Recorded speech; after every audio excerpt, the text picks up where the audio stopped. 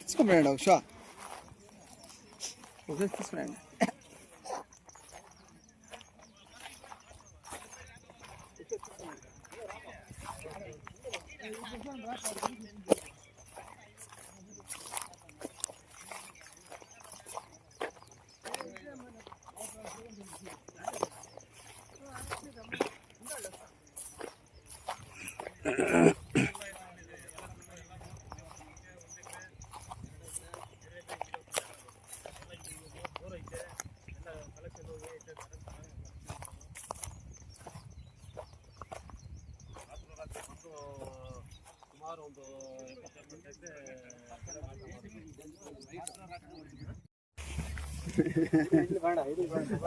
ಪಟ್ಕೊಪ್ಪ ಮತ್ತಂತ ಪಟ್ಕೊಂಡ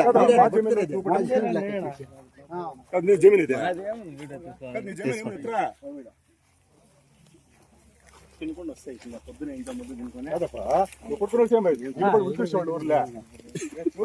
sir. ಈಗ ನನ್ನ ಹೆಸರು ನಾಗರಾಜ್ ಅಂತ, ಕೇತಗನಹಳ್ಳಿ. ಪ್ರತಿಯೊಬ್ಬರಿಗೂ 97-8ರಲ್ಲಿ 30 ಗುಂಟೆ ಊರೆಲ್ಲರಿಗೂ ಕೊಡಿಸಿದ್ದೆ. ಟೋಟ್ಲು 105 ಎಕರೆ 35 ಗುಂಟೆ ಇರೋದು ಸರ್ವೆ ನಂಬರ್.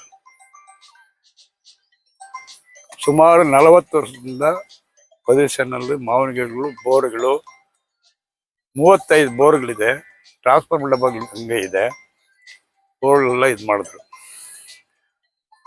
ನೈಟ್ 11 ಗಂಟೆಗೆ ಬಂದು ಇದು ಮಾಡಿದ್ರು. ಬಂದು ಮಾಡಿದ್ರೆ 100 ಜನ ಪೊಲೀಸು, 100 ಜನ ಫಾರೆಸ್ಟವರು ನಮ್ಮ ಊರಿಂದ ಆಚೆನೆ ಬೀಳಿಲ್ಲ. ಮತ್ತೆ ಹೈಕೋರ್ಟ್ಗೆ ಹೋದ್ರು. ಹೈಕೋರ್ಟಲ್ಲಿ ನಮಗೆ ಬೆಳೆ ಮಾಡ್ಕೊಳ್ಳೋಕ್ಕೆ ಹಾಳು ಮಾಡಿಕೊಡ್ತು. ಮತ್ತೆ ಇನ್ನೂ ಕೆಲವರು ಹೋದ್ರು. 12 ಜನಕ್ಕೆ ಹೋದ್ರು. 12 ಜನಕ್ಕೆ ಈ ಥರ ಇದೆ, ನಾವು ಪೊಸಿಷನ್ಗೆ ಹೋಗ್ಬೇಕು ಅಂತ ಫಾರೆಸ್ಟ್ ಅವರು.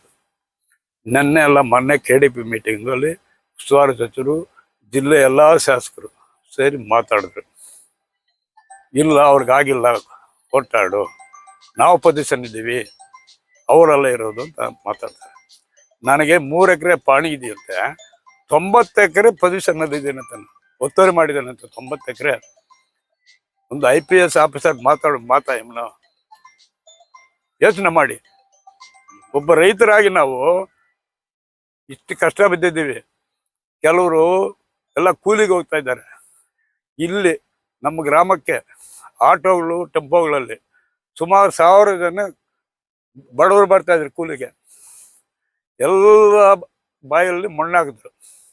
ಮಣ್ಣಾಕ್ಬಿಟ್ಟು ಇವತ್ತು ಸರ್ಕಾರ ಆಗಲಿ, ಫಾರೆಸ್ಟ್ ಡಿಪಾರ್ಟ್ಮೆಂಟ್ ಆಗಲಿ, ಹೈಕೋರ್ಟ್ ಆರ್ಡ್ಗೆ ಮರ್ಯಾದೆ ಕೊಡಲಿಲ್ಲ ಅಂದರೆ ನಾವೇನು ಮಾಡೋದು? ಫಾರೆಸ್ಟ್ ಡಿಪಾರ್ಟ್ಮೆಂಟ್ ಹೈಕೋರ್ಟ್ನೂ ಹೋಗ್ಬಿಟ್ಟು JCB ತಳ್ಳಿಬಿಟ್ರೆ ಚೆನ್ನಾಗಿರುತ್ತಲ್ಲ. ಇನ್ನು ಕೋರ್ಟ್ ಏನಕ್ಕಿರೋದು? ಎಲ್ಲ ಶಾಸಕರಿಗೂ ಜವಾಬು ಹೇಳ್ತಾಳೆ ಯಮುನ. ನಾನೊಂದು ಮಾತಾಡ್ತೇನೆ, 124 ಜನ ಶಾಸಕರು ಸೇರಿ CM ಮಾಡಿದ್ರೆ ಚೆನ್ನಾಗಿರುತ್ತೆ. ರೈತರನ್ನ ಚೆನ್ನಾಗಿ ನೋಡ್ಕೊಳ್ತಾಳೆ. CM ಮಾಡಬೇಕು.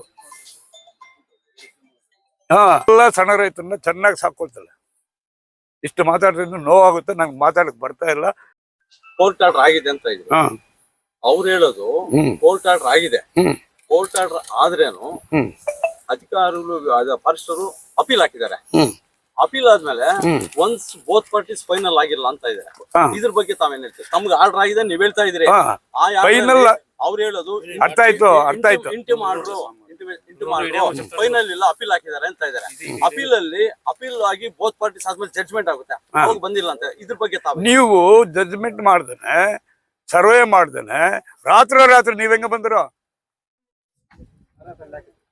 100 ಜನ ಪೊಲೀಸು, 100 ಜನ ಫಾರೆಸ್ಟ್ ಅವರು ಊರಿಂದ ನಮ್ಮ ಆಚೆ ಬೀಳಿಲ್ಲ, ಪಿಸ್ತೂಲ್ಗಳು ಧ್ವನಿಗಳೆತ್ಕೊಂಡು ಬರ್ತಾರೆ. ನೀವ್ ಹೆಂಗ್ ಮಾಡಿದ್ರು?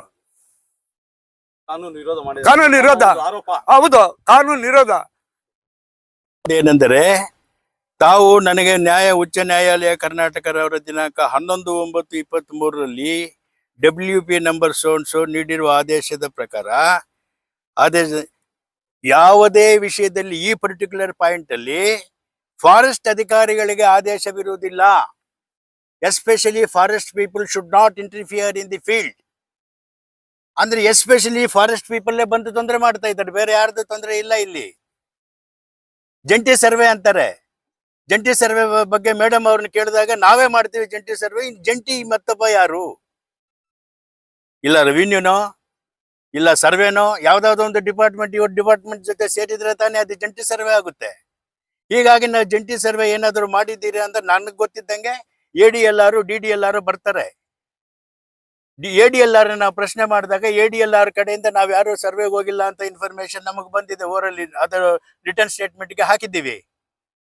ಆರ್ಡರ್ ಬಗ್ಗೆ ನಾವೇನು ಆಕ್ಷನ್ ಬರೋಂಗಿಲ್ವಾ? ಈಗ ಅಲ್ಲಿಗೆ ಕೋರ್ಟಲ್ಲಿ ಆರ್ಡರ್ ಆಗಿದೆ. ನಾಗರಾಜ್ ಒಬ್ರು, ಆಮೇಲೆ 11 ಜನ, ಮೊತ್ತ ಎಷ್ಟು ಜನ ಆಯ್ತು? 12 ಜನ ಆಯ್ತು. 12 ಜನಕ್ಕೂ ಕೋರ್ಟ್ ಆದೇಶ ಆಗಿದೆ. ನಾವ್ ಯಾಕೆ ಹೋಗ್ಬಾರ್ದು? ಹೌದು ಹೌದು, ಪೊಲೀಸ್ಗೆ ಇನ್ಫಾರ್ಮೇಶನ್ ಕೊಟ್ಟಿದ್ದು ಕೋರ್ಟ್. ಹೌದು, ಇವಾಗ ಇದನ್ನ ನಿಮ್ಮ ಒಂದು ಪರ್ಮಿಷನ್ ಅವ್ರು ಕೊಡ್ಬೋದು. ಯಾರು? ಪೊಲೀಸ್ ಅವ್ರು ಕೊಡ್ಬೋದು. ಪೊಲೀಸ್ ಅವರು ಇದು ಕೊಡಕ್ ಬರೋದಿಲ್ಲ. Civil matter. ಒಂದ್ ವಿಷಯ ಕೇಳ್ತೀನಿ ಕೇಳಿ. ಸಿವಿಲ್ ಮ್ಯಾಟರ್ ಅಲ್ಲಿ ಪೊಲೀಸ್ ಅವರು ಹೆಚ್ಚಿಗೆ ತಲೆ ಕೆಡಿಸ್ಕೊಳಕ್ ಬರೋದಿಲ್ಲ. ಈಗ ಸರ್ಕಲ್ ಇನ್ಸ್ಪೆಕ್ಟರ್ ಅದೇ ಹೇಳಿದ್ದಾರೆ. ಒಂದ್ ವೇಳೆ ಅವ್ರು 8 ದಿವಸದೊಳಗೆ ಏನಾದ್ರು ಇನ್ಫಾರ್ಮೇಶನ್ ಕೊಡ್ಲಿಲ್ಲ, ನಾವು ಅದಕ್ಕೆ ಏನ್ ಯೋಚನೆ ಮಾಡ್ಬೇಕು ಅಂತ ನಾವು ನಮ್ಮ ಹೈಯರ್ ಅಥಾರಿಟೀಸ್ ಕೇಳಿ ವಿಷಯ ತಿಳಿಸ್ತೀವಿ ಅಂತ ಅವರು ಹೇಳಿದ್ದಾರೆ.